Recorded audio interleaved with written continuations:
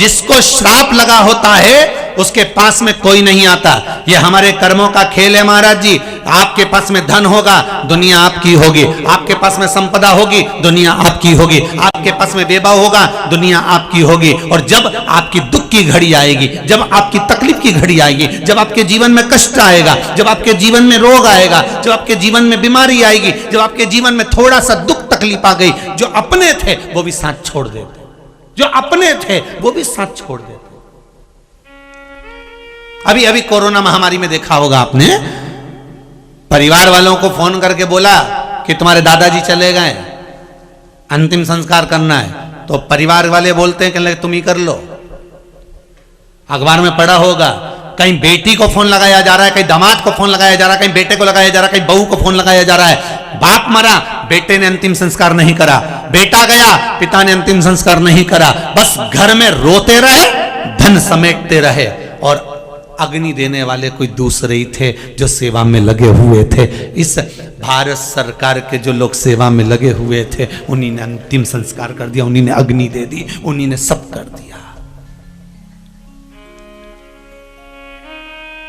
उन्हीं ने कर दिया।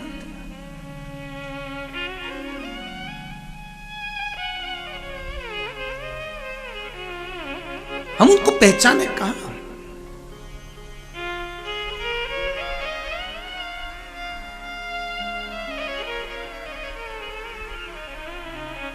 सेवा का सही उद्देश्य तो ये जो करते हैं इनसे पूछा जाए।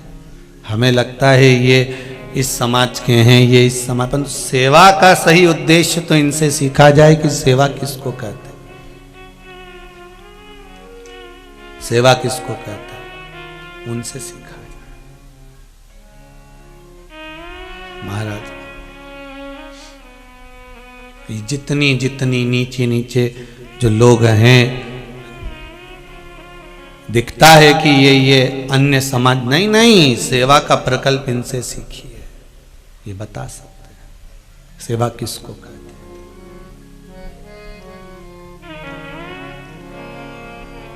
महाराज, अब हनुमान जी, तूने पहचाना कैसे उस पर्वत को? हनुमान जी कहते हैं मेरे पहचानने का कारण एक ही था कि उसके पास समुद्र की लहरें नहीं आ रही थी। अच्छा समय होता है व्यक्ति का तो कोई भी करीब में आ जाता है, जब बुरा समय व्यक्ति का आता है तो अपने भी साथ छोड़कर चले जाते हैं, अपने भी साथ छोड़कर चले जाते हैं। एक पत्र में बड़ा सुंदर भाव लिखा है, जो पत्र पढ़े वो ये हैं, जो नहीं पढ़े वो रखे।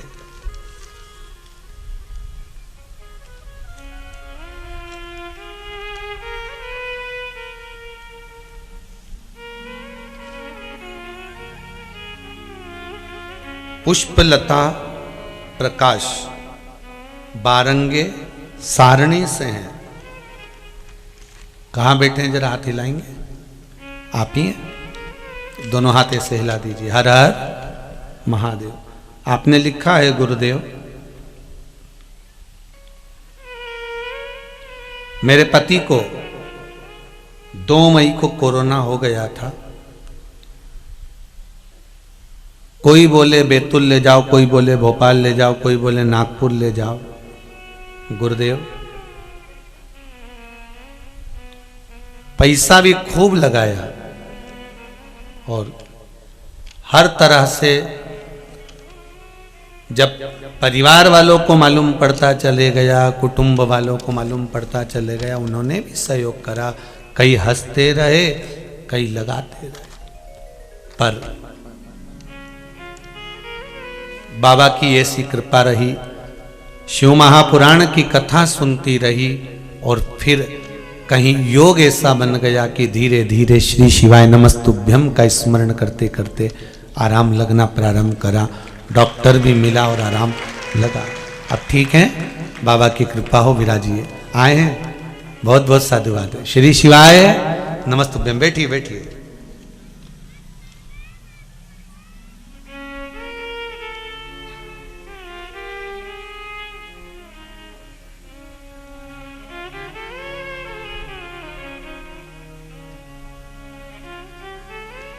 उन्होंने लिखा है, मेरी सारी बहनों का एक ही कहना था कि परिस्थिति कैसी भी हो पर परमात्मा से विश्वास मत टिकने देना। शिव महापुराण की कथा बार बार कहती है कि परमात्मा से भरोसा मत टिकने दो। आपको पहले भी कथा में कहा, चाहे टीवी के माध्यम से सुन रहे हो, फेसबुक यूट्यूब के माध्यम से सुन रहे हो, चाहे पंडाल में बैठकर कथा सुन रहे हो, अपने विश्वास को डोलने मत देना। दुनिया के लोग बहुत डिगाएंगे, कहाँ चक्कर में पड़े हो, कहाँ सियोर वाला महाराज के चक्कर में पड़े हो, कहीं उसको कुछ आए फालतू की बात करे वो तो व्यासपीठ पे बैठकर, फिर भी आप कह देना भले वो फालतू की बात करे पर एक बात तो कहता है ना कि शंकर पर विश्वास करो, वही काफी है, बस उतना ही बहुत है। करे वो फालतू की बात करे पर उनकी एक बात है कि विश्वास भगवान पर करो, विश्वास शंकर पर करना। संसार के लोगों पर विश्वास करोगे तो एक दिन नीचे चले जाओगे, और मेरे शिव पर विश्वास करोगे, राम और कृष्ण पर विश्वास करोगे तो परमात्मा के द्वार चले जाओगे। विश्वास पूर्ण होना चाहिए, भरोसा दृढ़ होना चाहिए। कहें लोग कहेंगे, खूब कहेंगे। दुनिया के लोगों के पास में एक ही काम बचा, बस कहीं ना कहीं बुराई छाटो, निकालो और बोलो, पर अपने को नहीं। अपने को शिव भजन करना है, अपने को राम भजन, कृष्ण भजन करना, अपने को परमात्मा का स्मरण करना। कहे कहे तो आग लगे बस्ती में, जम के बोलो जरा अपन रहो मस्ती में, क्या किसको रोइए चादर तान के सोइए। अपने को नहीं मतलब किसी से कि वो क्या कर रहा है, क्या बोल रहा है, क्या करने वाला, नहीं नहीं, अपन मस्त। बोल हनुमान, तूने कैसे पहचाना? राम जी से हनुमान जी कह रहे हैं, उसके पास में समुद्र की लहरें नहीं आ रही थी, बस इससे पहचान गया। हाँ, व्यक्ति के घर में लोग, मेहमान, रिश्तेदार कब आते हैं? जब उसके पास में कुछ होता है। फोन भी लोगों के जब ही आते हैं जब उसके पास कुछ होता है। जब संपदा ज्यादा होती है तो दूसरे भी अपने बन जाते हैं, और जब संपदा नहीं रहती तो अपने भी पराये हो जाते हैं। तो मैंने पहचान लिया कि समुद्र की लहर उस पर्वत के पास में, उस पत्थर के पास में नहीं आ रही। समुद्र की लहर उस पर्वत के पास में, उस पत्थर के पास में नहीं आई, मैं जान गया था। फिर इसलिए मैं उस पत्थर पर चढ़ गया। राम जी ने कहा, हनुमान तुम उस पत्थर को पहचानते हो? हनुमान जी बोले, प्रभु बस यहीं तक जानता हूं कि समुद्र की लहर उसके पास नहीं पहुंची, इसलिए मैं उस पर चढ़ा हूं। ओ, राम जी ने पूछा ऐसा क्यों करा? हनुमान जी बोले, आप ही ने तो कहा था कि मैं आया, बीच में मुझे निषाद मिला, एक केवट एक साइड में बैठा हुआ था, बाकी के सारे निषाद पास में खड़े हुए थे, सारे निषाद नजदीक में खड़े हुए थे, सारे केवट पास में थे। तो तुमने क्या करा प्रभु? आखिरी में जो बैठा हुआ था उसको बुलाया, एक केवट तुम आओ, राधे, एक केवट तुम आओ, एक केवट तुम पहुंचो। उस केवट को बुलाया, और केवट को जब बुलाया तो केवट आया। केवट ने एक ही बात की, मेरी नाव जो है नीचे से उसमें एक छेद हो गया है तो उसमें पानी भरा जाता है, मेरी नाव में बिठा लूं, बस एक काम करवा लो कि तुम पाँव धुलवा लो। राम जी की ये बात हनुमान जी के मन में थी कि उनने भी एकांत में पड़े हुए उस केवट का उद्धार कर दिया था, तो क्यों ना मैं जाते जाते इस पत्थर का उद्धार कर जाऊं, इसलिए मैं उस पर चढ़ गया। तुम उस पत्थर को पहचानते हो? हनुमान जी ने कहा नहीं पहचानता था, पर पहचान गया क्योंकि समुद्र की लहरें नहीं आ रही थी उसके पास में, इसलिए मैं उस पर चढ़ गया था। जानते हो वो कौन है? राम जी ने जब पूछा, हनुमान ने कहा मैं नहीं जानता। राम जी ने उसी पल कहा, हनुमान वामन अवतार जब मैंने लिया था, मैं वामन अवतार लेकर जब राजा बलि के दरवाजे पर भिक्षा मांगने गया था, दरवाजे पर भिक्षा मांग रहा था, राजा बलि के द्वार पर मैं भिक्षा मांग रहा था। राजन भिक्षाम देहि, राजन भिक्षाम देहि। राजा बलि जो धर्मात्मा था राक्षस था, असुर, पर धर्म उसके भीतर था, क्योंकि प्रहलाद के वंश का था, इसलिए दान धर्म पुण्य करना जानता था। 98 यज्ञ राजा बलि कर चुका था, 99 वाला यज्ञ चल रहा था, और मैंने जाकर उसके दरवाजे पर भिक्षा मांगी थी। फिर वामन भगवान का रूप रखकर मैं गया था, भगवान राम कहते हैं मैं वामन भगवान बनकर गया था। फिर प्रभु क्या हुआ ये तो बताइए। तब भगवान कहते हैं जब मैं उसके यहाँ भिक्षा मांगने गया तब मैंने उसके द्वार पर जाकर आवाज लगाई, द्वारपालों ने जाकर राजा बलि से कहा, राजा बलि दौड़ के दरवाजे पर आया कि ब्राह्मण का बालक आया है, मैं उसको भिक्षा दे दूं। पर मैं जैसे ही दरवाजे पर पहुंचा तो वामन भगवान ने कहा राजन भिक्षा चाहिए। राजा बलि भिक्षा चाहिए। मैंने जब राजा बलि के दरवाजे पर आवाज लगाई भिक्षा मांगने के लिए तब राजा बलि मुझसे कहते हैं प्रभु भिक्षा चाहिए, हाँ तो ले लो जो चाहिए आपको। भगवान बोलते हैं संकल्प छोड़ना पड़ेगा, संकल्प छोड़। फिर राजा बलि उस समय पर अपने बेटे को आवाज लगाए, जे जे बेटे को आवाज लगाई राजा बलि ने, जे जे। राजा बलि ने अपने पुत्र को आवाज लगाई, बेटा दौड़ कर आया, पिताजी बोलिए क्या बात है, क्या बात है बोलिए।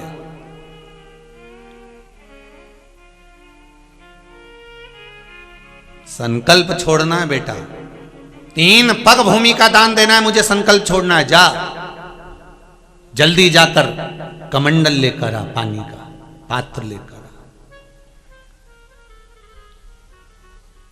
बेटा खड़ा रहा। खरगोन की कथा याद करो, उसमें एक बात कही थी, जब तक तुम्हारा शरीर चले और तुम्हारे घर में चले तब तक सारे पुण्य कर लो, दान कर लो, सत्कर्म कर लो, सब कर लो। जब तक तुम्हारा शरीर चले तीर्थ करो, दान करो, पुण्य करो। तुम्हारे घर के अंदर चले जब तक जो दान करना है, पुण्य करना है, सत्कर्म करना है कर लो। जिस दिन तुम्हारा शरीर चलना बंद हो जाएगा उस दिन कहीं तीर्थ नहीं जा पाओगे। और जिस दिन तुम्हारे घर के अंदर चलना बंद हो जाएगी उस दिन तुम कोई दान नहीं कर पाओगे, ना पुण्य कर पाओगे। जब दान करने के लिए जाओगे तो दरवाजे पर दूसरे खड़े मिलेंगे, डुकरिया किसको क्या दे रही है। तुम्हारे घर में चले जब तक दान कर लो, पुण्य कर लो, सत्कर्म कर लो, भागवत रामायण गीता शिव पुराण जो करवाना है करवा लो। तुम्हारी जब तक चले तब तक करवाओ, क्योंकि जब तुम्हारी चलना बंद हो जाएगी तो फिर तो तुम जब घर की बहुएं नहीं सुनेगी, बेटा नहीं सुनेगा, परिवार के लोग नहीं सुनेंगे, बेटी नहीं सुने, दामाद नहीं सुने, पोता पोती नहीं सुने, तो तुम कौन सा दान कर सकती हो, तुम कौन सी कथा करवा सकती हो, तुम कौन सा धर्म कर सकती हो, तुम कौन सा पुण्य कर सकते हो। जब तक तुम्हारा शरीर चले तब तक तीर्थ व्रत जो करना है और तुम्हारा घर में तुम्हारी चले जब तक दान पुण्य संकीर्तन सब कर लो, फिर नहीं हो सकता। बड़ा मुश्किल है महाराज, जब घर में जगदम्बा होना जाती है बड़ा मुश्किल है। फिर तो बहन बेटी को भी अगर एक साड़ी दे रहे हो ना तो उसका पूरा ध्यान रहता है, मम्मी कहां से आई ये वाली साड़ी, पूछ लेती है। जो तुमने जीजी को दी ये साड़ी कहां से आई थी, फिर मम्मी बोलती बेटा मैं मायके गई थी ना तो वहां से साड़ी मिली थी, मैंने संभाल के रख दी थी। अच्छा तो मेरे को तो कभी नहीं दिखाई, तुमने कभी मेरे को तो नहीं दिखाया। फिर माँ कहती है बेटा मैं भूल गई थी, बस जो माँ ने बोला भूल गई थी, सास ने जो बोला भूल गई थी, इतने में तो बहू का मुंह भगोना हो गया। अब क्या बोलेगा, तुरंत 8 दिन तक तो ऐसी फूली बाई जैसी फिरे, भगोना जैसा मुंह लेके, ना बात करे ना चित्त करे, ना बोले ना चाले। एक दिन पति ने पूछ लिया क्यों हुआ क्या, तू रोटी वोटी नहीं खा रही, चुप चुप रह रही है, क्या बात है। और ऐसे समय पर मेरा पतियों से निवेदन है जब ये जगदम्बा फूली बाई बन जाए तो तुम काहे को पूछो, कौन ने कहा तुमसे कि पूछो तुम इससे। पर ये पूछे उससे, तू ये बता कि तू भोजन नहीं कर रही है, तुम्हारी मम्मी है ना इतनी बेकार है ना, क्या करा उनने, जीजी को साड़ी दे दी निकाल के, साड़ी हाँ, और मेरे को दिखाई तक नहीं। हो पति ने मन में सोचा तेरे पास कमी है, अलमारी तो भरी है, जैसी मां वैसा बेटा। तुम कभी मेरा पक्ष नहीं ले सकते।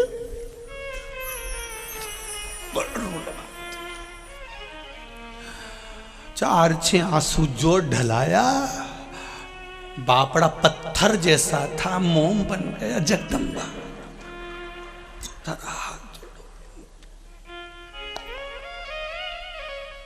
इतना में तो वो बोली मैं जा रही माए के ओर।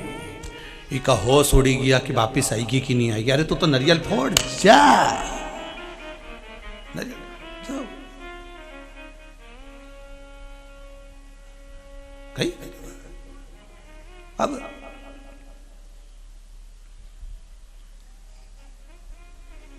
जब तक तुम्हारा शरीर चले और तुम्हारे घर में चले, तब तक सारे पुण्य दान सत्कर्म कर लो। महाराज राजा बलि अपने बेटे से कह रहा है जजे जाओ जल्दी से जाकर जल का पात्र लेकर आओ। बेटा नहीं गया, खड़ा खड़ा देखता रहा। क्यों? क्योंकि शुक्राचार्य जी ने कह दिया था राजन ये जो दरवाजे पे खड़ा है ये बामन का छोरा नहीं, वो नारायण दरवाजे पर खड़ा है। अगर दान दे दिया तो सब कुछ चले जाएगा। बेटा नहीं हिला, बेटा खड़ा रहा। अब ईमानदारी से बोलो, जमीन किसकी थी? राजा बलि की कि राजा बलि के बेटे की? बोलते जाओ जरा। किसकी थी? राजा बलि के बेटे की? राजा बलि की। जायदाद किसकी थी? राजा बलि की।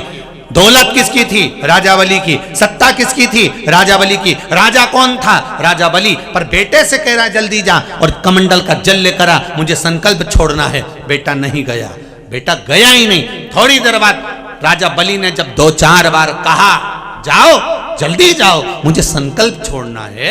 कई बार हमने देखा है बूढ़ी बूढ़ी माताएं अपने बच्चे से कहती है बेटा 500 रुपये दे दे मुझे देना है। हाँ दे दूंगा, देता हूँ, थोड़ी देर रुको तो सही। फिर माँ कहती है बहू तू दे दे रही, 500 रुपये दे दे, मेरे को देना है, मेरे को 500 रुपये दे दे। बहू मांगे माँ मांगे बेटे से मांगे, नहीं दिया। माँ 2-4 बार जब लग्गा पकड़े तब बेटा झंझोड़ के लो दे दो जाओ, तब बेटा देता है, तब माँ दान कर पाती है, तब माँ की भी आंख में जल भर जाता है। पूरी जायदाद मेरी, मेरे पति की मुझे पेंशन मिल रही है। मेरा पति चले गया, उसने कभी देने से मना नहीं करा, उसकी पेंशन में से मांग रही हूं और वो भी देने में बेटा कहता 500 नहीं दे पाता, 500 नहीं दे पाता, मेरे पति की पेंशन मिल रही है। अरे तुम रोज हर महीने निकाल के ला रहे हो, उसमें से 500 रुपए नहीं दे सकते? तो भी झंझोड़ कर देता है, लो ये पकड़ो 500 रुपया, ये पकड़ो 500 रुपया, लो दे दो। और मालूम पड़े 3-4 दिन तक बेटे का मुंह फुला रिया और 500 रुपए के चक्कर में। इसलिए बेचारी बूढ़ी माँ देना ही पसंद नहीं करती। ठीक है जो हुआ ठीक। तो राजा बलि जब राजा था, राजा बलि की जब सत्ता थी, इतना प्रतापी राजा बलि था, अपने बेटे से कहता जाओ जल्दी से और मुझे दान करना है, जाकर कमंडल लेकर आओ। राजा बलि का पुत्र बहुत बार कहा नहीं गया, 8-10 बार कहा, तब राजा बलि का पुत्र गया, अंदर गया, निकलकर बाहर नहीं आया। 3 घंटे तक वामन भगवान राजा बलि के दरवाजे पर खड़े होकर आवाज लगाते रहे, राजन भिक्षाम देहि। राजा बलि कहता है मेरा बेटा गया है, अभी लेकर आता होगा जल, मैं संकल्प छोड़ूंगा। मेरा पुत्र गया है, अभी जल लेकर आएगा, मैं दे दूंगा। यही त्रिनेत्र शिव महापुराण की कथा है, जिसका एक नेत्र कहीं से लेकर सम्मुख तक आए। जाओ मेरा बेटा गया है, अभी लाएगा तब मैं दूंगा, अभी मेरा बेटा गया है, लाएगा।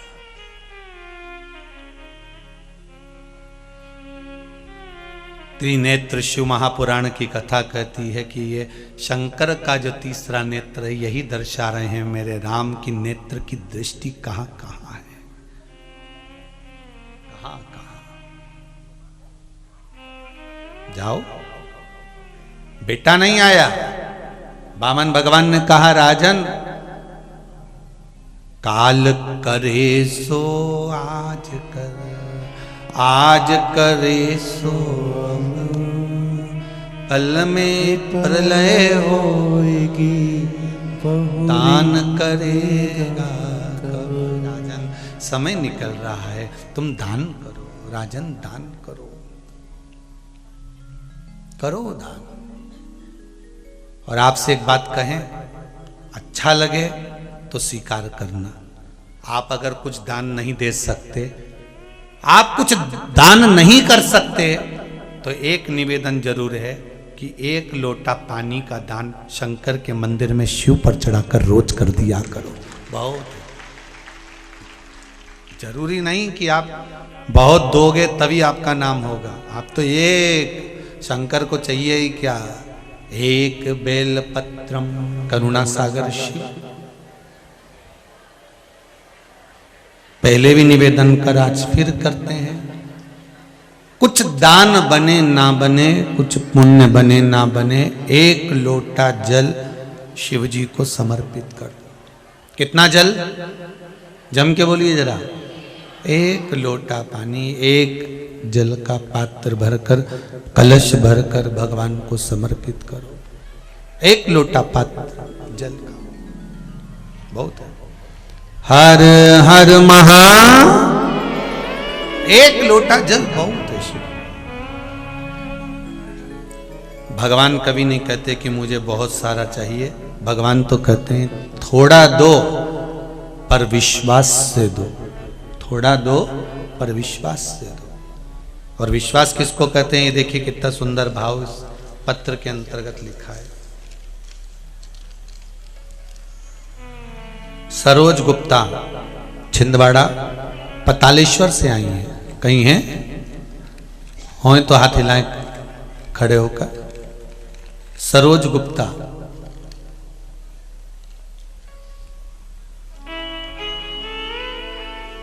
इधर जेंट्सों में अगर कोई हो तो सरोज गुप्ता छिंदवाड़ा से, पतालेश्वर से कहीं हो तो हाथ हिलाइएगा। इन्होंने लिखा है, गुरुजी मेरा बेटा भगवान को नहीं मानता था, पर देवाधिदेव महादेव की ऐसी कृपा हुई, जहां भी बैठी हूं सरोजी गुप्ता, तो उन्होंने लिखा है गुरुदेव कि मेरा बेटा शिवजी को नहीं मानता था, पर मैंने उसको कहकर उसकी नौकरी के लिए 5 पशुपति व्रत करवाए और बाबा की ऐसी कृपा हुई कि 5 व्रत पूर्ण होने के 15 दिन ही निकले थे और मेरे बेटे का बैंक में जॉब लग गया। ये पतालेश्वर में विश्वास अगर पक्का है, भरोसा अगर दृढ़ है, विश्वास दृढ़ है, भरोसा पक्का है, विश्वास अगर दृढ़ है, तो शिव मिला है, शंकर मिलता है। एक ये हमारे जजमान भाई बैठे हुए हैं, श्री विजय जी बोंडे एवं सोनम जी बोंडे, लोटस सिटी छिंदवाड़ा से हैं। ये आप ही हैं? हाँ, जजमान परिवार रहे हैं। पूर्व में कथा भी आपने ऑनलाइन कराई है, बहुत बहुत साधुवाद था। आपने लिखा है, गुरुदेव जब से शिव महापुराण की कथा करवाकर हम लोग आए हैं, बाबा की ऐसी कृपा रही है। टीवी पर कथा सुनते थे, मन में आ गया था शिव महापुराण की कथा करवाने का, बाबा ने करुणा करी और एक कथा गंगा शिव महापुराण की कथा बाबा ने ऑनलाइन करवाई। उसमें बाबा की ऐसी कृपा हुई गुरुदेव, हम कथा करवा कर आए। 14 साल से एक प्रोजेक्ट पर काम कर रहे थे, पर वो हो नहीं पा रहा था और बाबा की ऐसी कृपा हो गई कि जो काम अटका हुआ था प्रोजेक्ट का, वो वापस बाबा ने चालू करवा दिया और शीघ्र ही पूर्ण होने जा रहा है। ये शिव की कृपा है। बहुत बहुत साधुवाद था। विराजिए विराजिए, बहुत बहुत साधुवाद था। बाबा की कृपा करुणा, शिव कृपा करे तो क्यों ना हो। फिर वही वाली बात आ गई, तेरी कृपा बिना नहीं ले एक भी अणु, लेते हैं श्वास तेरी कृपा से तनु तनु। हे गंगाधार मुक्ति द्वार ओमकार तू, बोले ओमकार तू। आयो शरण तिहारी शंभो तार तार तू। मेरा शिव है उदार, एक लोटा पानी, एक पुष्प, एक बेलपत्र से मेरा शंकर राजी हो जाते, मेरे शिव ओघड़दानी राजी हो जाते, मात्र एक बेलपत्र से। और बेलपत्र भी कहीं नहीं लेने जाना तुमको, अगर नहीं मिले शंकर की उठाई, धोके वापिस शंकर पे चढ़ाई। और किसी देवता के साथ ऐसा होता है? राम जी के मंदिर जाओ, कन्हैया जी के मंदिर जाओ, देवी जी के मंदिर जाओ, उनका सामान उठा के उन्हीं को चढ़ा दो, पंडित जी चिल्ला देंगे पागल हो गई क्या? भगवान के मंदिर का सामान उठा के वापस भगवान को चढ़ा रही है। पर शंकर जी के मंदिर की बेलपत्र उठाकर धोकर वापस चढ़ाओगे, पंडित जी कभी नहीं चिल्लाएंगे, पंडित जी कभी कुछ नहीं बोलेंगे, बड़े खुश होंगे, हाँ हाँ चढ़ने दो। शंकर जी भी ऐसे खुश रहते। शिव जी से पूछा जाए कि लोग इतने चतुर हो गए, कोई बेलपत्र नहीं लाता, शंकर जी बोले भले नहीं लाए, मेरे पास पड़ी तो है, वो उठा के चढ़ा दो, करूंगा भी क्या, चढ़ी चढ़ाई चढ़ा दो, तुम तुम्हारा क्या जाए, तुम तो चढ़ा। भोला जो होता है ना, एकदम भोला, वो मेरा शंकर है, एकदम भोला, उसे कोई मतलब नहीं तुम्हारे छल प्रपंच कपट से, उसको कोई मतलब नहीं कि तुम कितनी लड्डू ला रहे, कि इमरती ला रहे, कि भजिया ला रहे, कि पकोड़ा ला रहे। शंकर जी के नहीं भाई, शंकर जी के तो वो एक ही चीज, बेलपत्र चढ़ा दो, होए तो ठीक, नहीं तो एक लोटा पानी, और वो भी नहीं मिले तो 3 बार ताली, और वो भी नहीं मिले तो मुख से बम बम, और वो भी नहीं मिले तो शिखर का दर्शनम सर्व पाप नाशनम। और उतना भी नहीं हो सके तो शंकर जी के मंदिर के बाहर से निकल कर चले जाओ, उतने में भी शंकर जी देख लेंगे और कल्याण कर देंगे, बस बहुत है महाराज, उतना भी फल, प्रेशर बढ़ाए, उतना भी फल बहुत है महाराज, उतना भी सुख बहुत है।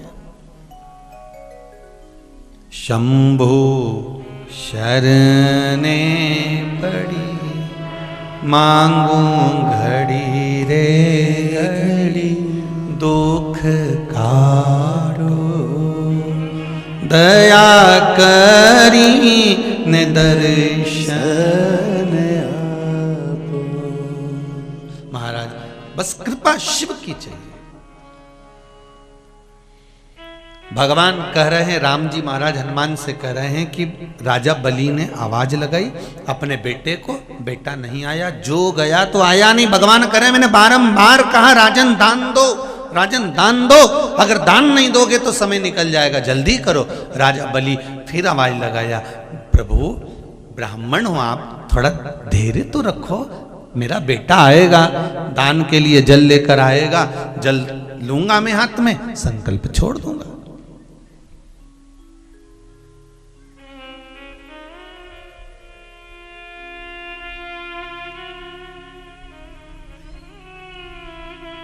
हमको तो ऐसा लग रहा है कि इस कथा में ऐसा भगवान वर्णन करें हैं कि ये उस समय का बेटा नहीं होगा, ये इस समय का ही बेटा होगा। आज के जमाने में भी बच्चों से कह दो बेटा कथा में छोड़िया छोड़िया। आज की औलाद कुत्ते को घुमाना पसंद करती पर डोकरा डोकरी को नहीं, कोई नहीं घुमाए तुम्हें बुढ़ा बुढ़ी को। आज की औलाद उनको क्या समझो दो, कम समझो, कोई नहीं घुमाए तुमको।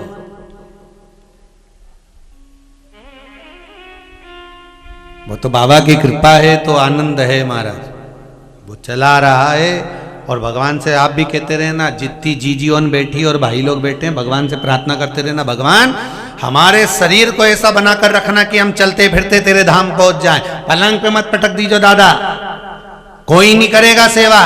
आज का जमाना बड़ा विचित्र है, इसलिए और आप सबसे निवेदन है, बुढ़ापा सुधारना है तो राम नाम, कृष्ण नाम, शिव नाम भजन अपने साथ में रखना।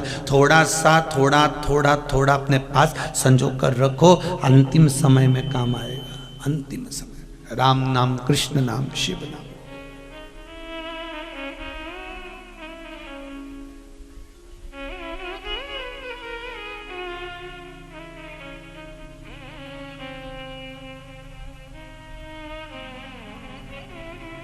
महाराज अंतिम समय में काम आएगा। नहीं आया बेटा, आखिरी में द्वारपाल को भेजा राजा बलि ने, जाकर कहिए पिता बुला रहे हैं। जल लेने गया है, ऐसा लग रहा है मुझे कि कमंडल कहीं खो गया होगा तो उसको ढूंढ के ला रहा।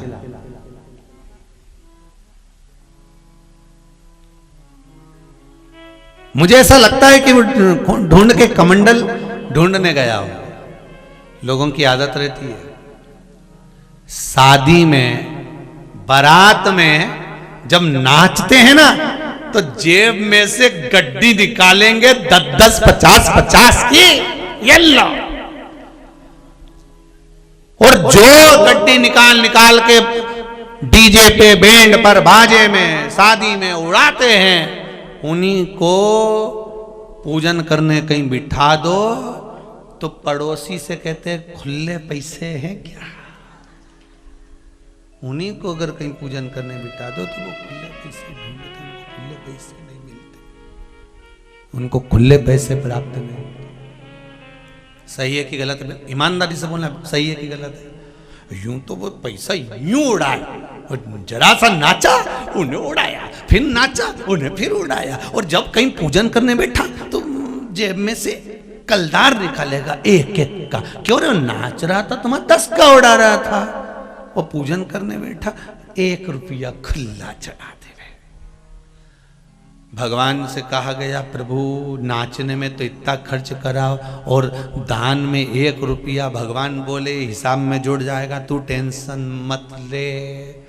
पार्वती से शिव जी बोले तू चिंता मत कर, जितना इसने नाचने में खर्च करा है इसके परिवार वाले इसको भी खूब नचाएंगे टोकरे को, तू काय चिंता करे, कर लेते।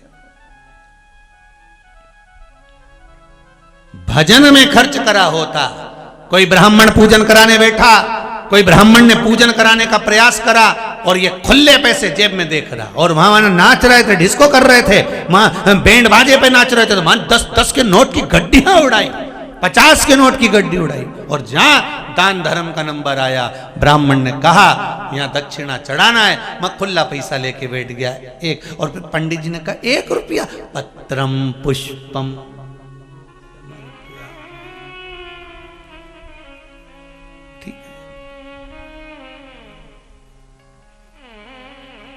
ब्राह्मण तो भी संतुष्टि है, ब्राह्मण तो भी संतुष्ट है, तो भी ब्राह्मण करा, कोई बात नहीं, पत्रम पुष्पम समर्पयामि, कोई दिक्कत नहीं है, चलेगा। भगवान को जो आप दे रहे हो, जैसा दे रहे हो वैसा आपको प्राप्त होना। इसलिए फिर निवेदन है, 1 लोटा पानी चढ़ाओ पर दिल से चढ़ाओ, 1 बेलपत्र चढ़ाओ पर दिल से चढ़ाओ, 1 पुष्प चढ़ाओ पर दिल से चढ़ाओ, 1 चावल का दाना चढ़ाओ पर दिल से चढ़ाओ। मन से चढ़ना चाहिए। भगवान को जो आप दो वो मन से दो, दिल से दो, हृदय से दो, चित्त वृत्ति से दो।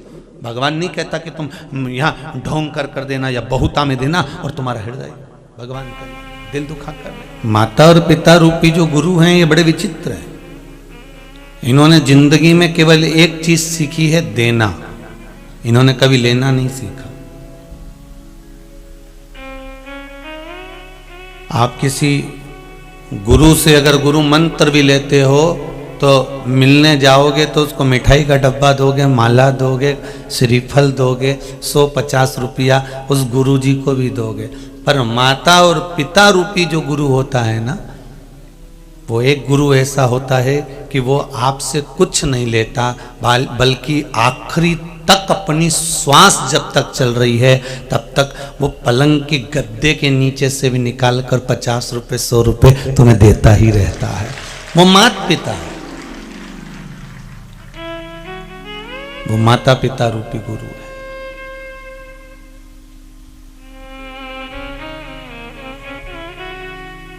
कितनी भी बूढ़ी हो गई मां, जैसे गौ माता भले दूध देना बंद कर दे पर गोबर तो दे रही है ना,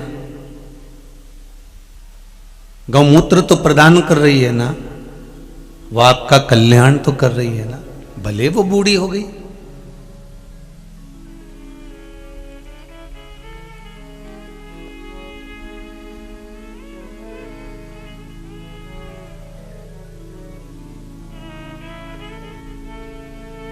भले वो बूढ़ी हो गई हो पर वो आपको कुछ तो दे रही है।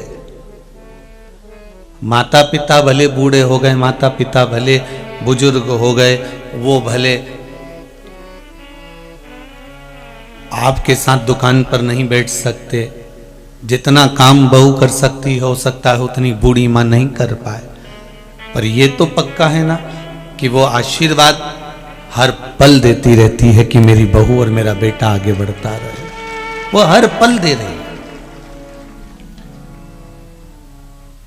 भले वो बुजुर्ग हो गए, भले वो बूढ़े हो गए।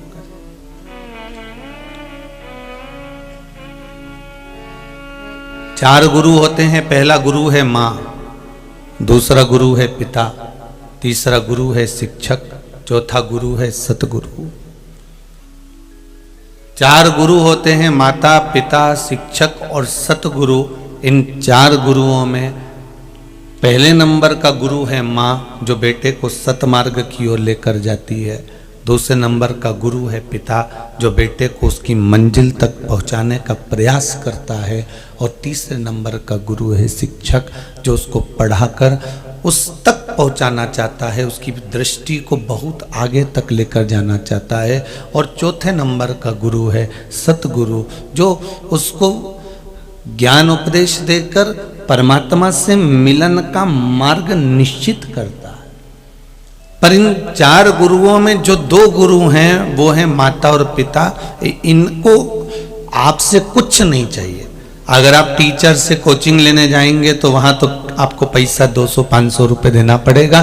पढ़ने स्कूल में जाएंगे तो वहाँ भी फीस जमा करना पड़ेगी। अगर आप कहीं जा रहे हैं तो 100-50 रुपये खर्च जरूर होगा। सतगुरु के पास में भी जा रहे हैं तो वहाँ पर भी आपको कुछ ना कुछ तो देना ही पड़ेगा। पर माता पिता रूपी गुरु एक ऐसे होते हैं जो देते हैं पर आपसे कभी कुछ नहीं लेते। लेना उनको आता ही नहीं है। अगर लेना आता होता तो शायद आपको जन्म ही नहीं देते।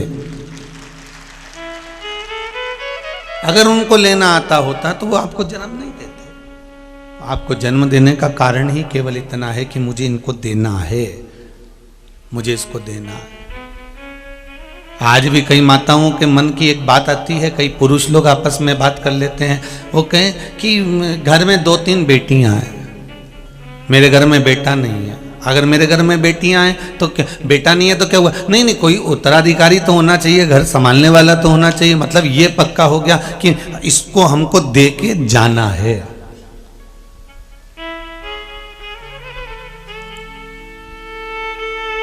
हमें इसको देना है कुछ।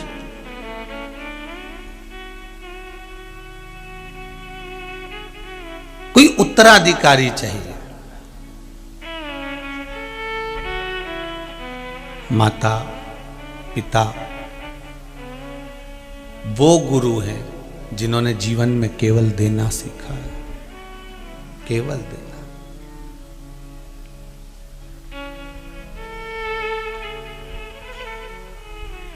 पर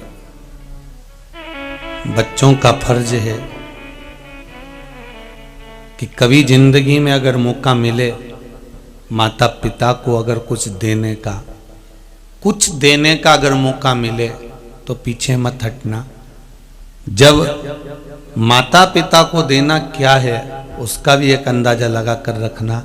माता पिता कभी नहीं कहेंगे कि बेटा मुझे 100 रुपये दे कि 50 रुपये दे। अभी भी आप लोग छिंदवाड़ा से आए हो, कोई सालनी से आया है, कोई नागपुर से आया है, कोई बैतूल से आया है, कोई आमला से आया हुआ है। सब अपनी अपनी जगह से ना जाने कहाँ कहाँ से आप लोग आए हुए हो।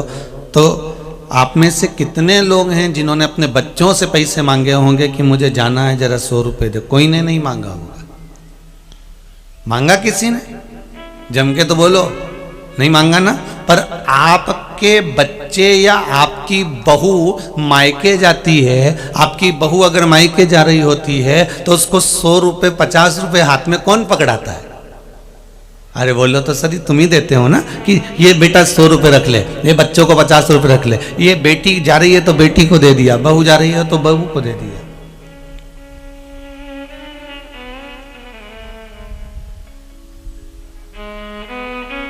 ये 100 रुपये, ये 50 रुपये आप रख लीजिए। अब जैसा फर्ज आपका है कि आप बहू जा रही होती है या बेटा जा रहा होता है, बाहर कहीं जा रहे होते हैं तो 100-50 रुपये आप देते हो, तो इतनी बुद्धि, इतना विवेक तो बच्चों में भी होना चाहिए कि हमारी मम्मी कथा सुनने जा रही है, इतनी दूर जाएगी, ले मम्मी ये आई, ले 100 रुपए ले और जा तू तो कथा सुनने के लिए नवे गांव जा। वो भी तो 100 रुपए दे सकता था, वो भी तो 50 रुपए दे सकता था, वो भी तो कुछ प्रदान कर सकता था, पर नहीं।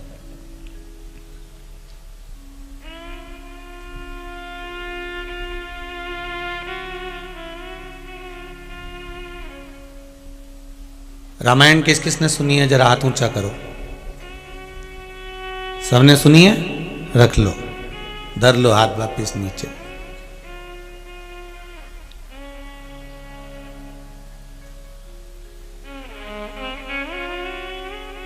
पूरी रामायण में एक जगह ऐसी है, पूरी रामचरितमानस में दशरथ जी ने राम जी को वन भेजा, कैकेयी माता ने राम जी को वन भेजा, राम जी वन चले गए। जनक जी ने अपनी बेटी को समझाया, बेटी समझ गई।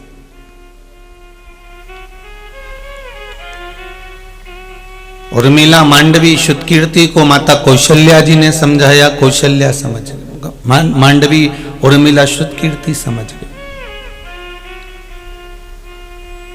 श्री हनुमान जी महाराज को स्वयं माता अंजना समझाती हैं, कैसरी बाबा समझाते हैं, श्री हनुमान जी महाराज समझ जाते हैं।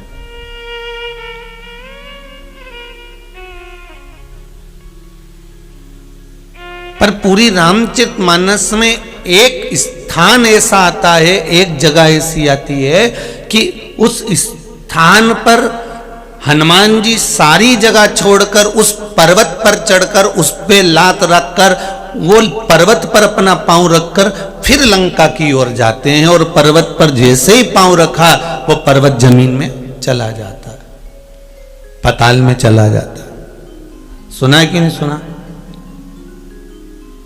जिस पर्वत पर हनुमान जी ने अपना चरण रखा, जिस पर्वत पर हनुमान जी ने अपना पांव रखा, जिस शिला पर हनुमान जी ने अपना पांव रखा, वो पर्वत पांव रखते से ही पाताल में चला गया और हनुमान जी उड़कर सीधे पहुंच गए लंका की ओर। और बीच में हनुमान जी के लिए सुरसा भी आई, विश्राम के लिए व्यवस्था भी करी गई, सब कुछ करा गया।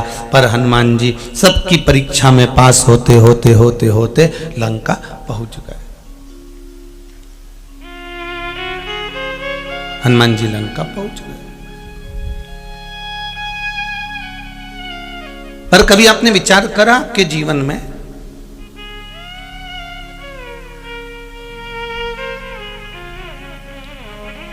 कभी अपनी दृष्टि से देखा आपने? ये त्रिनेत्र शिव महापुराण की कथा चल रही है, इसमें 3 नेत्रों का व्याख्यान वर्णन है। 3 नेत्रों से आप ध्यान रखिएगा। रामचरितमानस तो अपन ने पढ़ी, ध्यान भी करा, स्मरण भी करा, सब कुछ पढ़ा। राम जी का चरित्र भी पढ़ा, माता कौशल्या का चरित्र भी पढ़ा, श्री दशरथ बाबा का चरित्र भी पढ़ा, लंकाधिपति रावण का चरित्र भी पढ़ा, सब कुछ हमने ज्ञात किया। पर कभी हमारे मन में यह प्रश्न खड़ा हुआ कि श्री हनुमान जी महाराज सारी जगह को छोड़कर उस पर्वत पर चढ़े, एक पत्थर के ऊपर चढ़े, उस पत्थर पर चढ़कर हनुमान जी महाराज जो ऊपर की ओर उड़े और पत्थर पाताल में चला गया, वो पत्थर था कौन जो पाताल के अंदर घुस गया, पाताल के अंदर चले गया?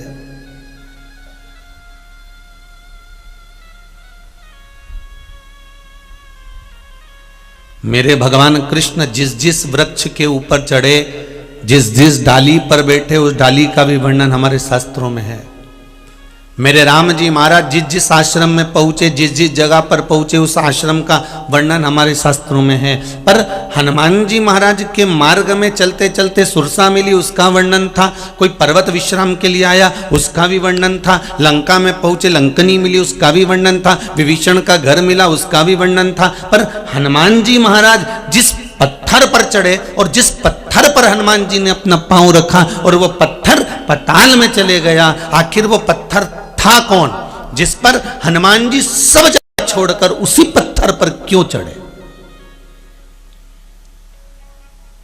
वही पत्थर क्यों मिला?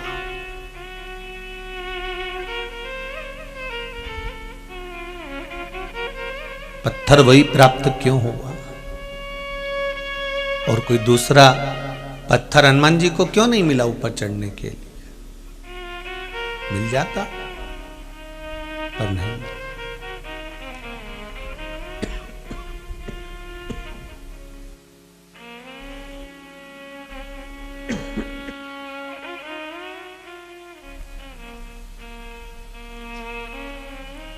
और श्री हनुमान जी महाराज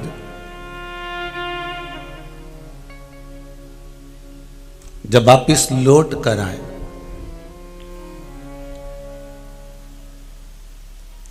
तब मेरे राघव जी ने हनुमान जी से कहा,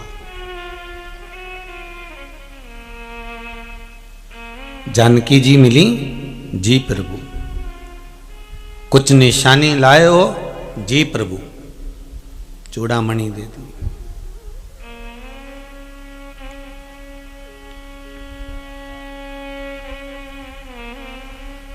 राम जी ने कहा, हनुमान तुमको मालूम है कि तुम कौन हो? आपको मालूम है आप कौन है?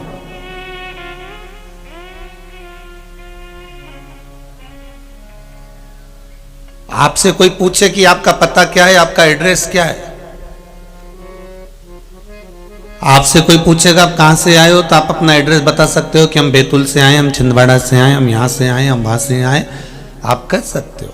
और अगर आप यहीं नवे गांव से भी आए हो तो आप कह दोगे मेरा इस वार्ड में इस जगह पर मेरा घर है, घर का नंबर 15 है और मेरा एड्रेस ये है। तो कोई आपसे कह दे ये तो आपके घर का एड्रेस है, आपका एड्रेस बताओ कि आप कहाँ रहते हो। तो उसने फिर कहा कि मेरी दुकान पे रहता हूं, तो दुकान का एड्रेस है, तुम्हारा एड्रेस कहाँ है, तुम कहाँ रहते हो।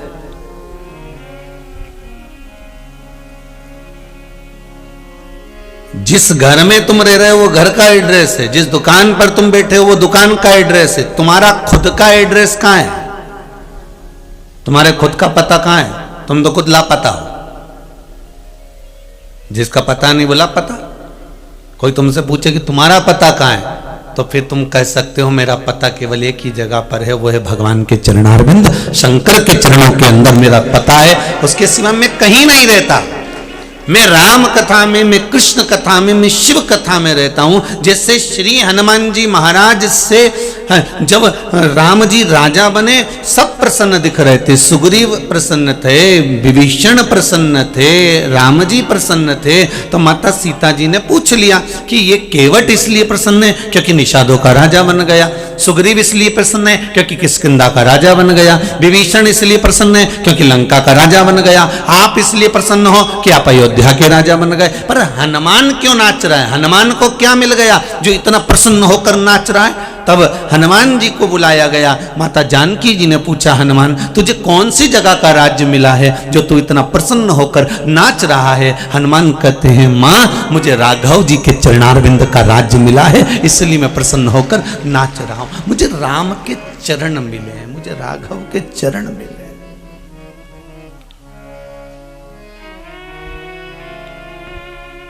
पवन तनय संकट हरण मूर्ति राम लखन सीता सहित हृदय बसहु सुरभूमि। मुझे राघव जी के चरण प्राप्त हो गए, मुझे राम जी के चरण मिल गए। ये मुझे जो राज्य मिला है ये कोई साधारण नहीं है। कोई आपसे कहे कि आपका पता क्या है, तो घर का पता नहीं देना है हमको, दुकान का पता नहीं देना है हमको, हमारा खुद का पता दीजिए कि हम कहाँ हैं। आज इतनी इतनी दूर से ये माताएं, छिंदवाड़ा से कोई 60 किलोमीटर, कोई 80 किलोमीटर, कोई 200 किलोमीटर, कोई 150 किलोमीटर, इतनी कड़कड़ाती हुई ठंड में माताएं बैग ले लेकर आई हुई हैं। कोई स्कूल में ठहरी हैं, कोई पंडाल में सो रही हैं, कोई भाई लोग कहीं पड़े हुए हैं। तो इनसे पूछा जाए तुम क्या मिला तुमको, जो तुम लोग अपना अपना गांव छोड़कर, अपना अपना नगर छोड़कर, अपना अपना शहर छोड़कर, अपना अपना क्षेत्र छोड़कर ये नवे गांव में आकर रह रहे हो 7 दिन के लिए। तो इनसे पूछा जाए तो एक बात जरूर कहेंगे कि हमारा ठिकाना, हमारा मन, हमारी चित्त, हमारी वृत्ति और हमारा दिल शंकर के चरणों में लग गया, इसलिए अब न ठंड दिखती है न गर्मी दिखती है। हमारा तो केवल मन परमात्मा तक लग गया, हमारा चित्त परमात्मा तक पहुंच गया। 2 बजे आने के लिए 9 बजे घर से निकले होगे, कितनी जल्दी घर का भोजन बनाया होगा, करा होगा, और किसी ने तो नी भी करा होगा, तो डब्बे में बांध कर टिफिन में 4 पराठे रख कर और चले आ रहे, और तो भी कह रहे तू चल रही क्या, तू चल रही क्या, और 2-4 के बिठा बिठू के पहुंच गए।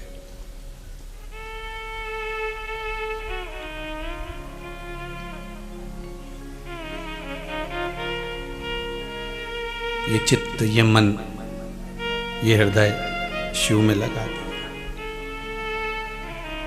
सीताराम सरकार ने पूछा, राम जी पूछ रहे हैं, क्यों रे हनुमान, कुछ निशानी लाया है? ये चूड़ामणि लाया हूं। अच्छा हनुमान, तुम शिव के अवतार हो, तुम्हें मालूम है? हनुमान जी ने कहा, प्रभु आपको नहीं मालूम कि आप नारायण के अवतार हो? आप नारायण के अवतार हो, मैं शिव का अवतार हूं, और ना मैं आपके बिना रह सकता हूं, ना आप मेरे बिना रह सकते हो, इसलिए मेरा अवतार हुआ है, और इसीलिए आपका भी अवतार हुआ है। जी। राम जी ने कहा, हनुमान पूर्व के लेन देन मिटाने के लिए हमारे अवतार हुए हैं।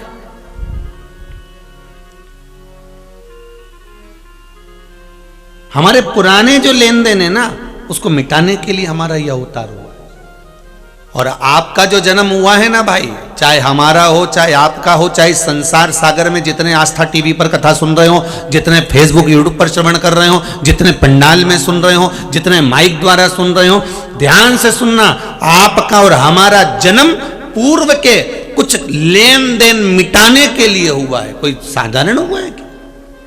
पुराना लेन देन मिटाना है हमको। अच्छी खासी चलती हुई दुकान में कहीं का व्यक्ति ऐसा आ जाएगा, कोई व्यक्ति, कोई मित्र, कोई सखा, कोई रिश्तेदार, कोई नातेदार, कोई कुटुंबी, कोई कबीले वाला ऐसा मिल जाएगा जिससे तुमसे उधार मांग लेगा। भैया दे दोगे क्या 50,000 रुपए, दे दोगे क्या 5,000 रुपए? हाँ हाँ ले ले, अभी दे देना, मैं बस 15 दिन में पैसे वापिस कर दूंगा। और जो खाया आज तक नहीं आया।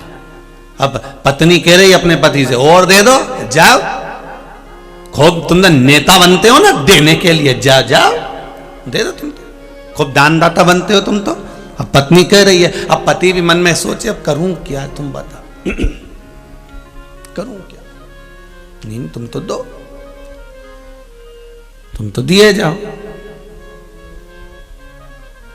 अब जरा विचार करिए, पैसा तुम्हारा, धन तुम्हारा, संपदा तुम्हारी, और लेके भाग गया दूसरा, चले गया दूसरा लेकर। अब तुम गुस्सा भी करो, फोन भी करो, मोबाइल भी करो, उसके घर भी जाओ तो भी नहीं मिले, ना दे, तो विचार करोगे अब क्या करें, अपना तो खा गया वो, भगवान जाने कौन था। पर अब अंदाजा लगाना कि ये अपन इसको पहचानते नहीं, जानते नहीं, व्यापार में मिला था, व्यवसाय में मिला था, आया और लेकर चले गया। कभी कभी अपने रिश्तेदार लेकर चले जाते हैं। तो सोचो कि आखिर ये क्यों खाया, इसी ने क्यों पैसा लिया, इसी ने उधार क्यों लिया, यही क्यों लेकर गया। तो समझ में आ जाएगा कि पूर्व में हमने इसका खाया होगा, इसलिए आज ये हमारे पास आकर हमारा खाकर चले गया। पूर्व का कर्म का भोग, ये आज का नहीं। मत बुरे कर्म कर बंदे, वरना पछताएगा। भगवान की आंखों से तू बच नहीं पाएगा, तू बच नहीं पाएगा।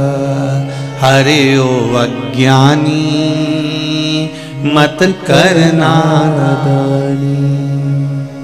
बचना मुश्किल है उस परमात्मा की दृष्टि से। हमारे भले 2 नेत्र हो 3 नेत्र हो, पर मेरे परमात्मा के तो हजारों नेत्र हैं साहब, जिनसे वो देखता रहता है हमारे कर्मों को, और उन कर्मों के अनुसार हमें फल प्रदान करता, उस कर्म के अनुसार हमें भोगना पड़ता।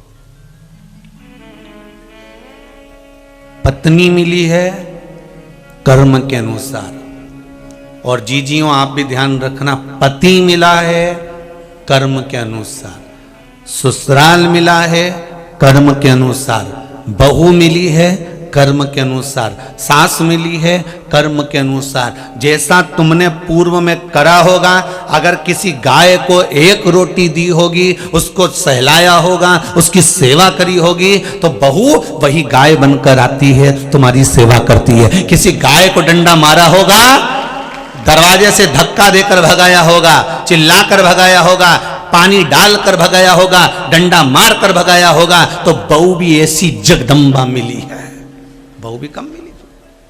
कर्मों का लेख है, उसको तो भोगना है, वो कोई टाल नहीं सकता।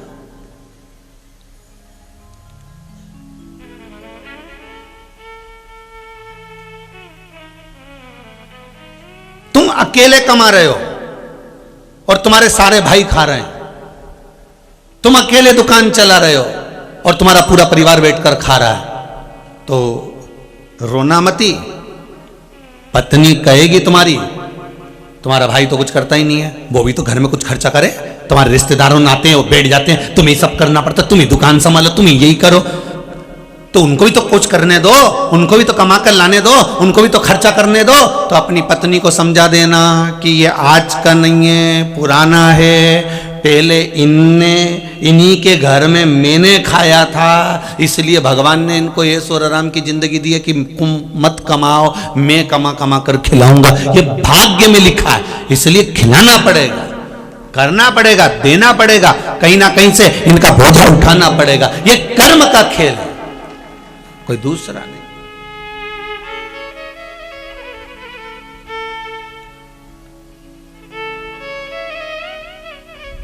जब किसी व्यक्ति की हॉस्पिटल में भर्ती होने के बाद छुट्टी होती है, तो उसको दवाई गोली देकर विदा करते कि नहीं करते? बोलो जरा जम के बोलो, करते हैं कि बिना दवाई गोली के भेज देते हैं? जब हॉस्पिटल में पड़ा था, बीमार पड़ा हुआ था, हॉस्पिटल में एडमिट था, एडमिट होने वाला व्यक्ति जब हॉस्पिटल से वापस अपने घर जाता है, तो उसके साथ थोड़ी ना थोड़ी दवाई बांध कर दे दी जाती है। दवाई क्यों देते हैं? भैया ये दवाई टाइम पे खाना, अगर टाइम पे नहीं खाओगे तो वापस हॉस्पिटल आना पड़ जाएगा, अगर समय पे नहीं लोगे तो वापस तुम्हें भर्ती होना पड़ जाएगा। ये दवाई लो, इसको घर पर जाकर खाना, सुबह की ये, शाम की ये, दोपहर की ये, 2 ढक्कन ये पी लेना, 1 ढक्कन ये पी लेना, और दवाई दे दी, खांसी की ने, खुल्ला की ने, साफ दवाई ले लुआ के तुम अपने अपने घर चले गए। अब समय पर अगर तुमने दवाई नहीं ली तो वापस हॉस्पिटल जाना पड़ जाएगा।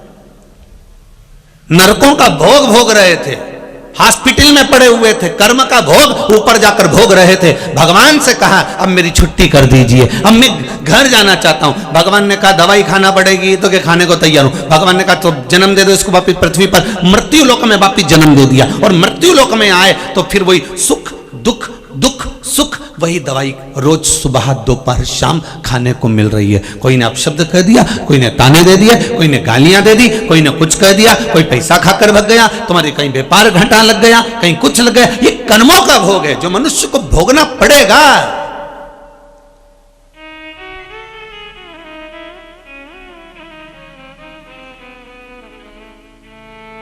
कोई दूसरा नहीं भोगने वाला, इसको हमें भोगना है, हमारा कर्म का दंड हमें भोगना पड़ेगा। इसलिए बार बार कहते हैं कि कुछ कर्म ऐसा करके जाना जिंदगी में। महाराज एक सेठ जी मर गए, और बहुत करोड़पति सेठ जी मर के ऊपर गए, और ऊपर जाते सी बैकुंठ का दरवाजा बजाया, जैसे कुंडी बजाई तो इतने में द्वारपाल बाहर निकला, क्या है, कौन है तुम? तो क्या तुम्हें नहीं मालूम, हम नगर के सेठ हैं। ओहो, हम गांव के सेठ हैं। तो तुम्हें नहीं मालूम हम करोड़पति हैं? इतने में यमराज के दूत बोले, अरे ओ करोड़पति होगा नीचे का, यहाँ तो सब रोड़पति होते हैं, यहाँ कोई करोड़पति नहीं चलते। तुम्हें नहीं मालूम हम करोड़पति हैं? इतने में यमदूतों ने कहा फालतू की बात मत करो, ये बताओ दरवाजा क्यों बजाया? बैकुंठ का दरवाजा है, यहाँ लिखा है बैकुंठ द्वार, तो हमको अंदर जाने दो। इतने में यमदूतों ने कहा एक बात बता कि तू बैकुंठ का दरवाजा बजा रहा है अंदर जाने के लिए, तूने कोई पुण्य मुण्य करा, थोड़ा दान वान करा, थोड़ा सत्कर्म करा? अगर तूने पुण्य करा होता तो तुझे बैकुंठ का दरवाजा खुला मिलता, दरवाजा बजाने की जरूरत नहीं पड़ती कि दरवाजा बजाऊंगा तब अंदर जाऊंगा।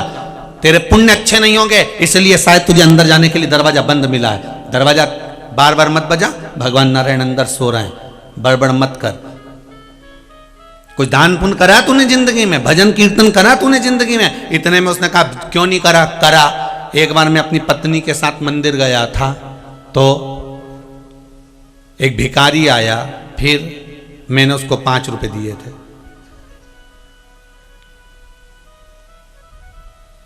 यमराज के दूतों ने दूसरे दूत से कहा कि लिख ले रहे इसके 5 रुपए लिख। इन्हें 5 रुपए दिए थे। और एक बार मैं कहीं जा रहा था दूसरे गांव, मेरी गाड़ी के सामने एक लड़का आ गया, एक्सीडेंट हो गया, गिर गया, मैंने उसकी दवाई के लिए 300 रुपए दिए थे। अच्छा, यमदूतों ने एक दूसरे से कहा लिख ले 305।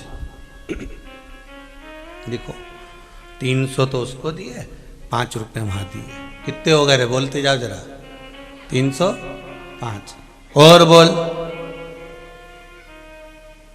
एक बार मेरी चाबी गाड़ी की नली में गिर गई थी, गटर में चली गई थी, नाली में। फिर मैंने किसी छोरे को बुलाया, वो में से चाबी निकलवाई, उसके मैंने 3 रुपए दिए थे। कितने हो गए? 308। ठीक है, और बोल।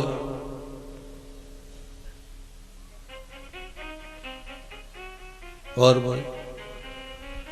एक बार मैं खाना खा रहा था, कहीं जाते जाते रास्ते में मेरी पुड़िया रखी थी, उसमें से गिलेरी लेके भग गई।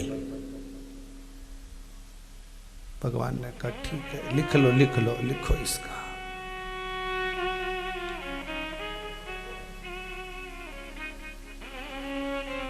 अब तो जाने दो अंदर। यमदूतों ने एक दूसरे, एक जो लिख रहा था ना, तो दूसरे यमदूत ने उससे कहा एक काम करो, एक भजिए की पुड़िया और 308 रुपए इसको दो, नीचे नरक में पटक दो, फेंको इसको नरक में। एक भजिए की पुड़िया दो जो गिलेरी ने खाई थी, और 308 रुपए इसके जो लगे थे इसने दिए थे, तो हमने दान दिए। इतने में भगवान यमदूत बोले दान नहीं दिए, तूने धर्म करा कहाँ है? ये धन के बल पर अगर तुम सोचो कि मुझे बैकुंठ मिल जाए तो ईमानदारी की बात है जी जियो, पैसे के बल पर कभी बैकुंठ नहीं मिल सकता। बैकुंठ तो केवल भगवान की कथा श्रवण कर कर प्राप्त हो सकता। ना राम नाम लीनो तूने भरी जवानी में, तू डूब के मर जा रे चुल्लू भर पानी में, तू डूब के मर जा रे चुल्लू भर पानी में। ना तूने राम नाम लिया, ना कृष्ण नाम लिया, ना शिव नाम लिया, ना भजन किया, ना कीर्तन किया, ना स्मरण करा, ना भगवान की भक्ति को धारण करा, ना तू भगवत भजन में बैठा, ना तूने भगवत स्मरण किया, ना भगवत नाम जपा, फिर आखिर तू भगवान की भक्ति में एक क्षण नहीं डूबा और सोचे कि मैंने 5 रुपए मंदिर में, तो मंदिर के दरवाजे पर 5 रुपए दिए, उसका हिसाब जोड़ो। तो चित्रगुप्त महाराज ने कहा काय का हिसाब जोड़ो? मंदिर के अंदर पत्नी दर्शन करने गई थी तो गाड़ी के चक्कर में बाहर बैठा हुआ था, जब पार्किंग वाला आया तो उसने पैसे मांगे, उसने मांगे थे 10 रुपए, तूने गाड़ी बढ़ा ली आगे और एक नरियल वाले की दुकान के सामने गाड़ी लगा ली, और दुकान के सामने गाड़ी लगा कर बोला हमने तो नरियल खरीदना है इसलिए गाड़ी खड़ी थी, इसलिए तूने 5 रुपए दिए। 10 रुपए बचाने के चक्कर में तूने 5 रुपए दिए। कंजूसड़ा, और यहां बोलता है कि मैंने 5 रुपए का दान करा।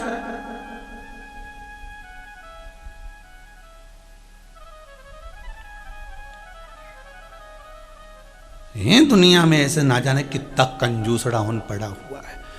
जोड़ जोड़ जोड़ जोड़ जोड़, आखिरी में यही छोड़ चले जा।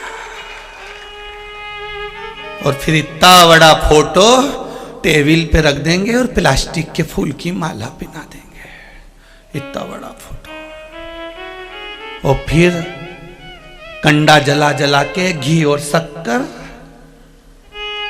की धुनी दे देंगे। घी और शक्कर इसलिए छोड़ेंगे कि जब भगवान ने दिया था तो घी नहीं खा पाया, भगवान ने दिया था तो शक्कर नहीं खा पाया क्योंकि शुगर हो गई थी, और घी इसलिए नहीं खाया कि बीपी हो गया था। तो घर के लोग कहेंगे अब घी शक्कर ही छोड़ दो, बीपी और शुगर में गया है, छोड़ो।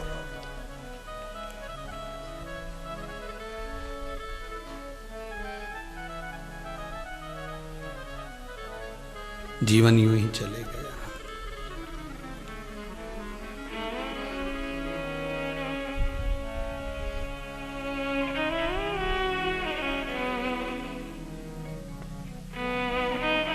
महाराज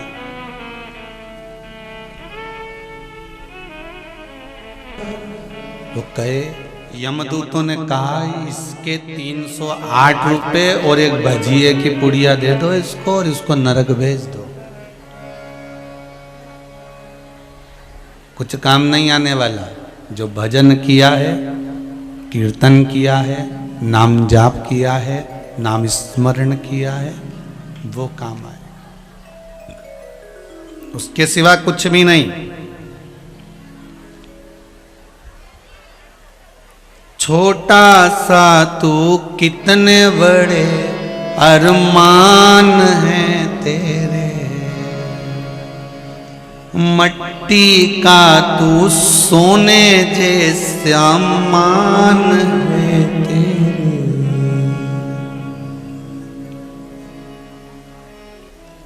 कुछ भी नहीं पड़ा।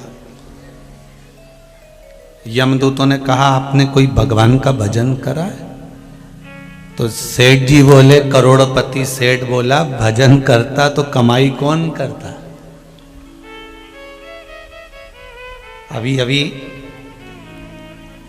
नवेगांव वालों से कह दिया जाए कि साहब कथा हो रही है और आपके गांव में कथा हो रही है, तो आप कथा में नहीं जा रहे। अरे फिर दुकान पे कौन बैठेगा।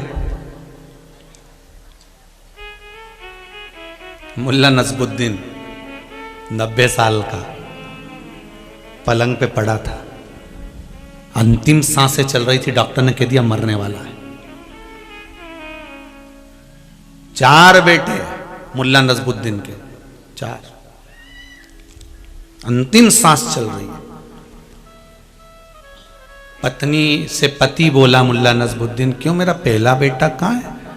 अरे वो डॉक्टर को छोड़ने गया है। तुम तो ईश्वर को याद करो, उस परमात्मा को, तुम्हारी अंतिम सांसें चल रही है, तुम उस भगवान को याद करो, चुपचाप पड़े रहो, ईश्वर को याद करो। मुल्ला नसबुद्दीन थोड़ी देर बाद तक पड़ा रिया, एकदम जागता हुआ, मेरा दूसरा बेटा कहां है? अरे वो दवाई लेने गया है। तुम सोते क्यों नहीं हो? भगवान को याद करते क्यों नहीं? ईश्वर को याद करते क्यों नहीं हो?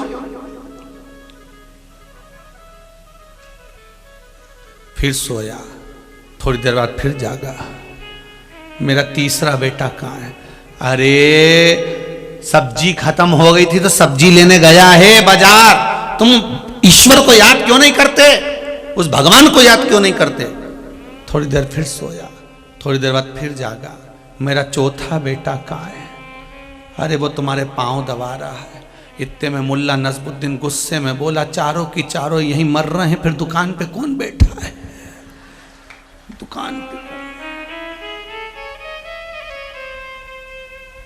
मरने जा रहा है, अंतिम सांसें चल रही है, और आखिरी में याद क्या आ रही है? वो दुकान।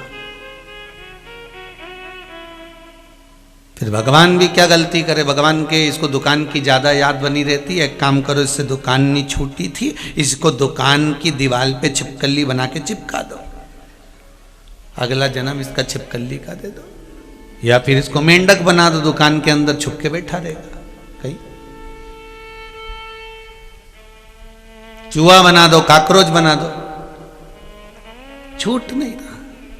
क्यों साहब, मैं करोड़पति, तो कह दिया एक भजिए की पुड़िया दे दो और 308 रुपए देना, इसको भगाओ यहां से नरक की ओर भेजो। ये मत सोचना कि धन के बल पे बैकुंठ मिलता होगा, पैसे के बल पर कभी बैकुंठ नहीं मिलता। बैकुंठ हमेशा भजन के बल पर मिलता है, आपके स्मरण के बल पर मिलता है। कितना नाम जपा, कितना कीर्तन किया, कितना स्मरण करा आपने, कितना भगवान की भक्ति को भजा आपने, बैकुंठ उसके बल पर मिलता है।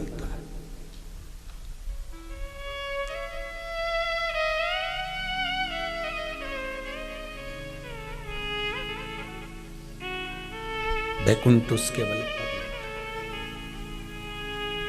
अभी भी कुछ नहीं बिगड़ा, आप सबसे निवेदन है, मौका है भगवान के भजन का।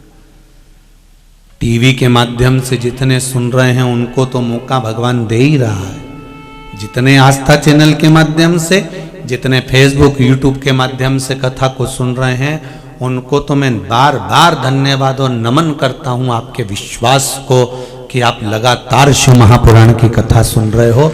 ये आपको साधुवाद का, जितने आस्था चैनल के माध्यम से, जितने फेसबुक और यूट्यूब के माध्यम से कथा सुन रहे हो, आप सबको बारंबार नमन करता हूं, आपके विश्वास और आपकी श्रद्धा को नमन करता हूं।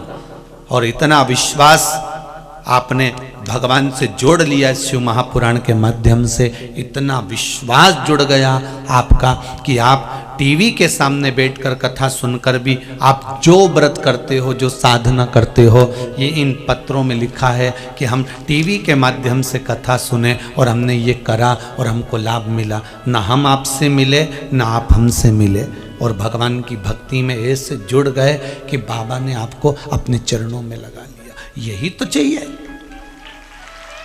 यही चाहिए। शिवजी भगवान राम करें हनुमान जी से, आप जानते हो आप कौन हो? हनुमान जी ने कहा शंकर का अवतार, आप नारायण का अवतार। पर हमारा अवतार क्यों हुआ है कि पूर्व के कर्म को हमें भोगना है, इसलिए हमारा अवतार हुआ। पूर्व के कर्म को हमें भोगना।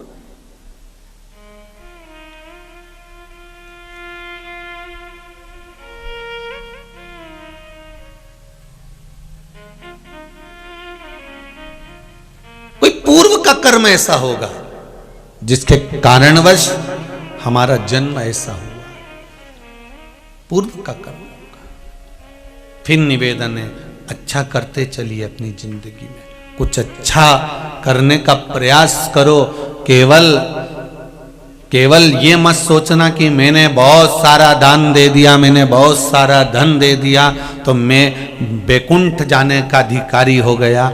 शिव महापुराण की कथा कहती है कि बैकुंठ जाने का अधिकारी वही हो पाता है जो भगवान का नाम लेता हो, कीर्तन करता हो, स्मरण करता हो, कहीं किसी गरीबड़े की, कहीं किसी दुखी की, कोई की सहायता करता हो। किसी के जीवन में कोई दुख आ गया, तकलीफ आ गई, आपके पास में भगवान ने धन दिया, प्रयास करना कि उसके चेहरे पर थोड़ी सी स्माइल आ जाए, थोड़ी सी प्रसन्नता उसके चेहरे पर आ जाए।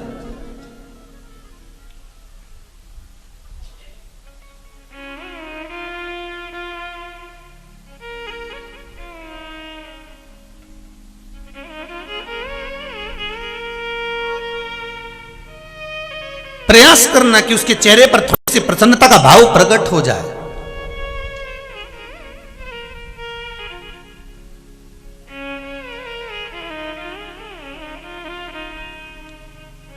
प्रयास करो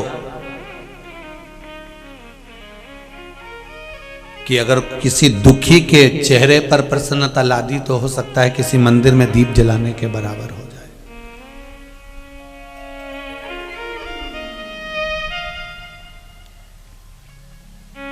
दीप जलाने के बराबर हो जाएगा अगर किसी के चेहरे पर प्रसन्नता आ गई। कुछ थोड़ा सा अच्छा करने का प्रयास करो, ध्यान दीजिएगा।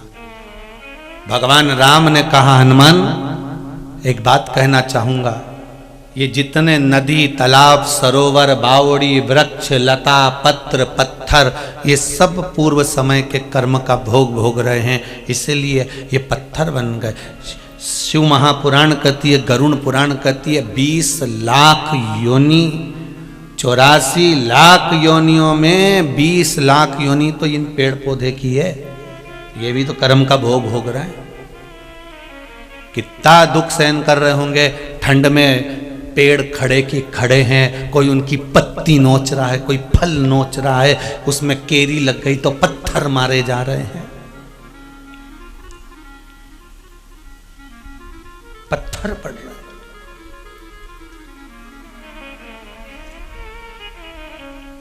आप सोचते होंगे कि जो फलदार पेड़ होते हैं कितने अच्छे होते हैं, पर उन फलदार पेड़ से पूछा जाए कि 84 लाख योनियों में 20 लाख योनि जो वृक्ष की है, उस वृक्ष की योनि में भी घास की योनि अच्छी, दुर्वा की योनि अच्छी, कहीं लता और डाली की योनि अच्छी, पर उस वृक्ष वाली योनि में भी फल वाले वृक्ष की योनि ठीक नहीं है। क्यों? क्योंकि बेर का पेड़ बन गया, बेर लग गए, लोग डंडा लेके आ गए, जो झोड़ना चालू करा, ऐसा मारा, कोई पत्थर मारे, कोई डंडा मारे और बेर नीचे झड़े, बच्चे खाए खुश हो जाए। केरी के पेड़, आम के पेड़ पे जो पत्थर मारा, इमली के पेड़ में जो पत्थर मारा, उस वृक्ष से तो पूछो कि कितना भोगना पड़ रहा है उस वृक्ष से तो पूछा जाए कि उसको कितना भुगतना पड़ रहा है। जिस पर पत्थर पड़ रहे हो, डंडे पड़ रहे हो और उसको झड़ाया जा रहा हो, गिराया जा रहा हो, उससे पूछो कितना भोगना पड़ता है। राम जी महाराज हनुमान जी से कह रहे हैं, ये सारे जितने बने, ये सब कर्म के दंड के कारण बने हैं। सुनो हनुमान, तुम लंका गए थे तो तुम्हें कुछ स्मरण रहा है कि नहीं रहा? हनुमान जी कहते, प्रभु आप ही की आज्ञा थी। जब आपने मुद्रिका निकाल कर दी, राम नाम लिखी मुद्रिका मुझे मिल गई, उस मुद्रिका को मैंने मुख में रख लिया, क्योंकि राम नाम अगर जिह्वा पर है, मुख में है, तो ऐसा कोई काम नहीं जो पूरा नहीं हो सकता। इसलिए मैंने उसको मुख में रखा, मैंने राम मुख में रखा। फिर हनुमान जी कहते हैं, मैं लंका जाते समय सब जगह देख लिया और देखने के बाद मुझे एक पत्थर दिखाई दिया, शिला दिखाई दी, मैं उस पे चढ़ गया। तो राम जी ने पूछा, तूने उस पत्थर को पहचाना कैसे कि इसी पे चढ़ना था?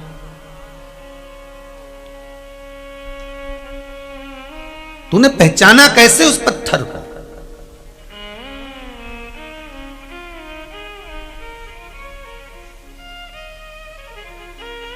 देखो, राम कथा बहुत विस्तार है और राम जी की कथा वाचने वाले इसको बड़े रोचकता से बाँचते हैं, बड़े विस्तार से बाँचते हैं। हमको तो थोड़ी बहुत जो बाबा ने, भोलेनाथ जी ने तीसरे नेत्र की कथा में दे दी है, वही आपको बता रहे हैं।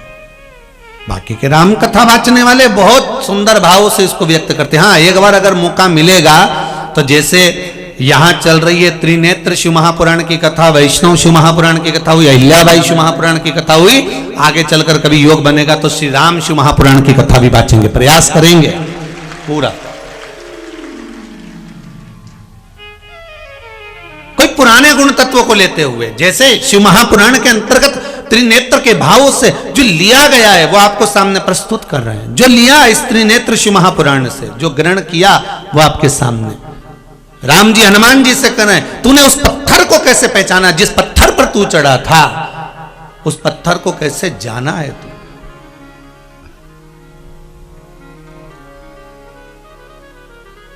कैसे पहचाना?